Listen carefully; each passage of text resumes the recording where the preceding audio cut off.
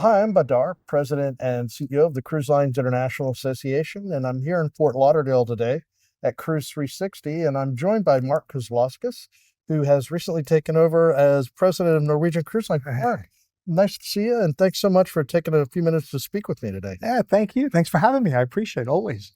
So, Marc, you have been involved in cruise and travel for quite some time, particularly on the travel trade side, but could you maybe talk a little bit about how you got involved in the cruise sector at all, and then how your journey led you to your current position at Norwegian? Yeah, thank you, by the way, and thanks for having me.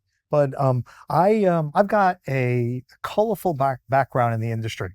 I've worked on the retail side. I've worked on the wholesale side. So I work for cruise lines. I work for tour operators, retail. I've worked for family companies. I've worked for private equity, and I've worked for the biggest bank in the world, JP Morgan, right? So for me, it brings that unique perspective of the industry, leadership, and I spent the last 12 years on the retail side working with cruise lines. So I knew NCL very well. I know the competitive set. I know the cruise environment. I know the cruise industry really well. And that's what led me to NCL. I was recently on board the inaugural for Norwegian Luna. Thanks so much for the invitation. Yes. Spectacular. And I saw you interact with the travel trade there at an event that you invited me to.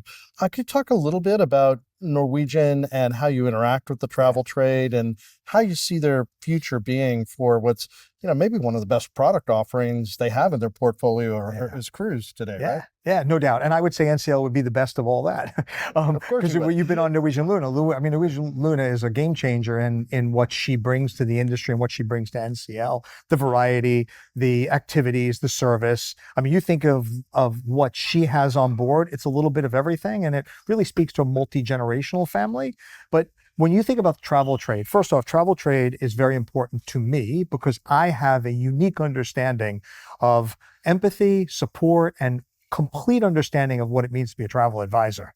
So I respect that. Second, we have always been a good partner. We had partners first for 15 years where that was all about listening to our travel advisor partners. I bring another dynamic in that I bring the listen, act, listen thinking, where we listen to our advisors, we act against what they recommend, and then we listen again on how we could adapt. In addition, I also know there's three things that travel advisors look for in a partner. They look for commercial considerations, they look for support, and they want to make sure you have their back. And with NCL, we have all three. Because first, on the commercial side, we obviously did away with NCFs, which was came from partners first, and listen, act, listen. It's extremely well received. Oh my God, yeah. It's really done a fantastic job of showing our support for the industry. Next is all the services and support we offer with our sales force, with our marketing apparatus, everything we do to help travel agents get business and retain business. And then the third is that part about accessibility, that part about understanding that we have your back.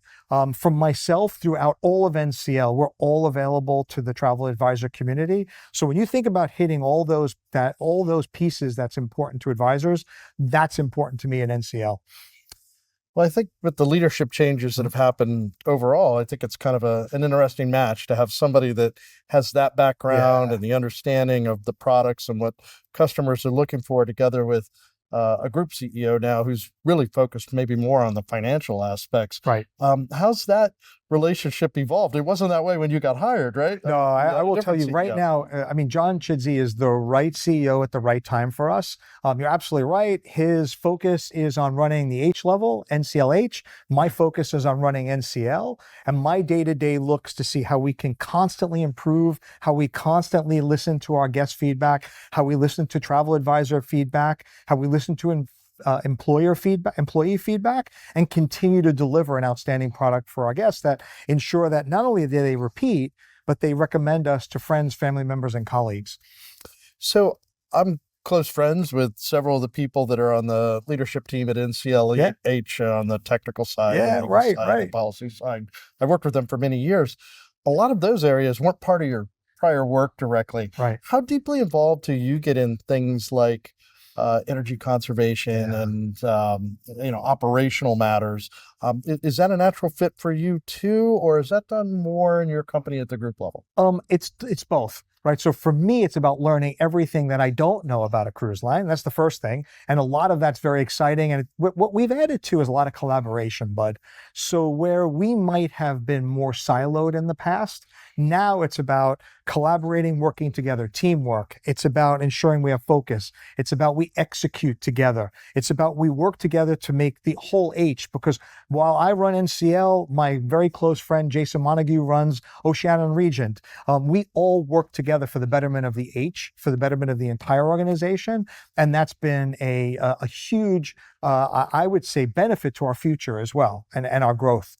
Well, you definitely have a strong team. I think highly of Jason as well, and his expertise on the commercial side, as well as Patrick Dahlgren and Dan Patrick's Farkas, fantastic. Lewis. We've got the A-team.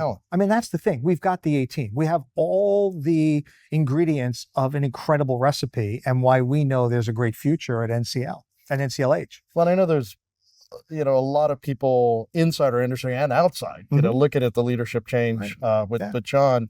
But it sounds like you're super optimistic about the chemistry between what you've got now and what John's going to build. Very much, very much. And I met with him as well. I was extremely impressed and grateful that both you and him, as well as Jason, spend time with CLIA. I thank you for that. No, we got on brilliantly, and he's fantastic. Yeah.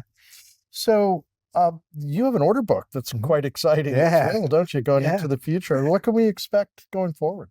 So you've been on Norwegian Luna, and she's fabulous. Our next ship is Norwegian Aura, which comes out in next spring, and she's going to be even better. So we keep listening to feedback, crew feedback, customer feedback, guest feedback, and always adding a little more, doing things a little different, and doubling down on that multi-gen experience. That way we deliver for all generations. So for example, like Elton, the Celebration to Elton, this new entertainment product that we have on Norwegian Luna. That was fantastic. Everybody walks out of there blowing, like, oh my God, because everybody could sing. That's the beauty, whether you're a grandparent, whether you're a parent, or whether you're a teen, everybody could sing to Elton John. And that's the kind of thing that we're delivering now, is the experiences, the dining, the entertainment, and certainly the service.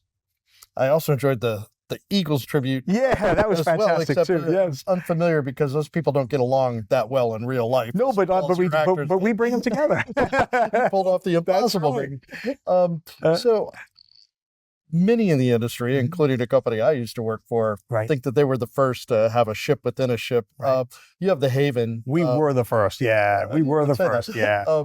But unique to have a different experience inside the same ship, but that's kind of become a mainstream piece of product offerings for certain companies. Are you happy with where that's headed, and are you continuing to grow that, and how's it working out? Yeah, the Haven is definitely something that is a major sales point on NCL. It's a client favorite.